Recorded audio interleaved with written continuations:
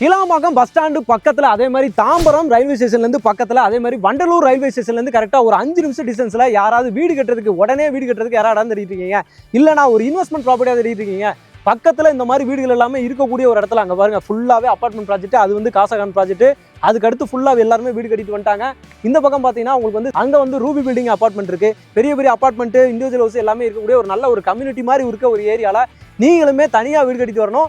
Kilambakkam bus ஸ்டாண்ட்லேயே நம்ம பக்கத்தில் இருக்கணும். ஒரு 5 நிமிஷம் டிஸ்டன்ஸில் இருக்குதுங்க. பஸ் ரூட் போகிற ஒரு ஆன் ரோடு மேலே இருக்க ஒரு சைட்டு தான்.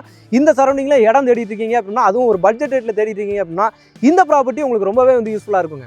மன்னிவாக்கம் ரூபி பில்டிங் அப்படியே இங்கே பார்த்தீங்கன்னா தெரியும். இப்படி வாங்க, இங்கே பாருங்கன்னா உங்களுக்கு வந்து மன்னிவாக்கம் ரூபி பில்டிங்க்கு அப்படியே நம்ம வந்து பேக் சைடில் தாங்க இருக்கோம். பேக் சைடில் கரெக்டாக ஒரு 800 மீட்டர், கரெக்டாக ஆதனூர் ரோடு வந்து எல்லாருக்குமே தெரியும். இந்த ரோட்டில் வந்து பார்த்தீங்கன்னா Adhanur to Kilambakkam bus stand bus ரூட்டே இருக்குது.